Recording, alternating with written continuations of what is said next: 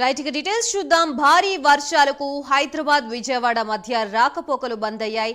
నందిగామ మండలం ఐతవరం దగ్గర జాతీయ రహదారిపై వరద నీరు చేరింది.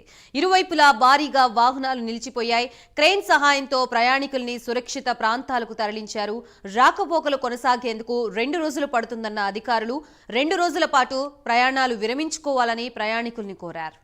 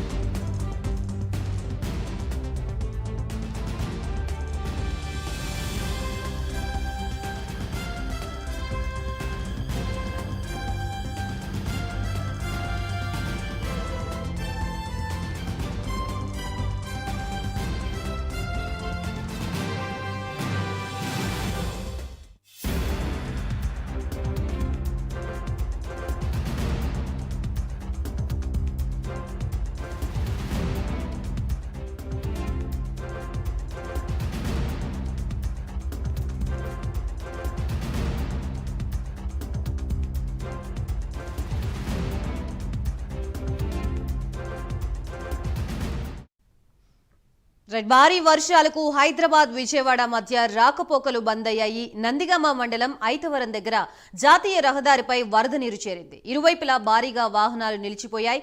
క్రెయిన్ సహాయంతో ప్రయాణికుల్ని సురక్షిత ప్రాంతాలకు తరలించారు. రాకపోకలు కొనసాగేందుకు 2 రోజులు పడుతుందన్న అధికారులు 2 రోజుల పాటు ప్రయాణాలు విరమించుకోవాలని ప్రయాణికుల్ని కోరినట్లుగా తెలుస్తోంది. ప్రస్తుతం ఇదే అంశానికి సంబంధించి మనకి పూర్తి వివరాలు అందజేయడానికి మా ప్రతినిధి సాంబశివరావు సిద్ధంగా ఉన్నారు. సాంబశివరావు, మొత్తంగా చెప్పండి, ఈ వర్షపు కారణంగా ఇటు హైదరాబాద్ నుంచి విజయవాడ వెళ్లే ప్రయాణికుల్ని కొంతమేర ప్రయాణాన్ని విరమించుకోండి అని చెప్పే స్థాయిలో ప్రస్తుతం సిచ్యువేషన్ అక్కడ ఏ విధంగా ఉంది? దీనికి సంబంధించి పూర్తి వివరాలేంటి? మనం చూసుకున్నట్లయితే హైదరాబాద్ నుంచి విజయవాడ రాకపోకలు బంద్ అయితే జరుగుతున్నట్టుగా తెలుస్తుంది. ముఖ్యంగా ఎందుకంటే మనం చూసుకున్నట్లయితే 2 రోజులుగా కురుస్తున్నటువంటి వర్షానికి నందిగామ మండలం ఐతవరం గ్రామం వద్ద 65వ జాతీయ రహదారిపై చేరినటువంటి వరద నీరు ఏదైతే ఉందో వరద నీరు జాతీయ రహదారిపై చేరడంతో నందిగామ డివిజన్ లో అధికారులు అయితే మాత్రం రవీంద్రబాబు పరీక్షలో కేంద్ర సహాయంతో సురక్షిత ప్రాంతాలకైతే అక్కడ ఉన్న వారిని తరలించినటువంటి పరిస్థితి. కేసర నందిగామ ప్రాంతాల్లో రాకపోకలు అయితే పూర్తిగా పోలీసులు అయితే నిలిపివేసినటువంటి పరిస్థితి. హైదరాబాద్ నుంచి విజయవాడ వచ్చే ప్రయాణికులు తమ ప్రయాణాలను అయితే విరమించుకోవాలంటూ కూడా ఆర్డీఓ తెలిపినటువంటి పరిస్థితి.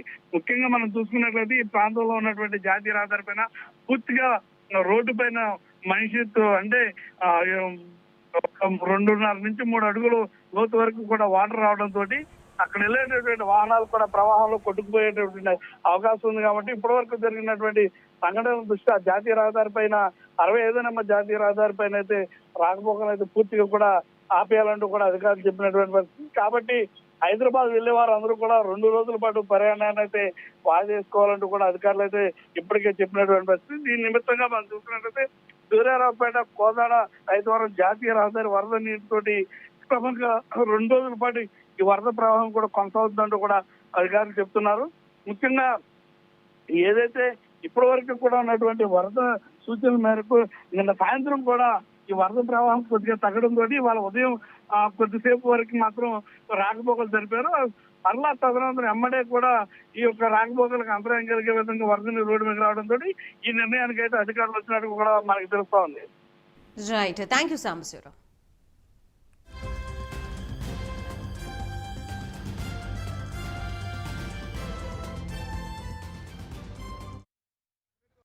నిన్న మొన్న కురుస్తున్న ఈ వరదల వల్ల మనకి నందిగామ నుంచి ఐతవరం వెళ్ళే మార్గమధ్యంలో ఈ ఏదైతే మున్నేరు ఉందో రివర్ అది బాగా పొంగి నేషనల్ హైవేని కవర్ చేసింది. నేషనల్ హైవే 65 దీని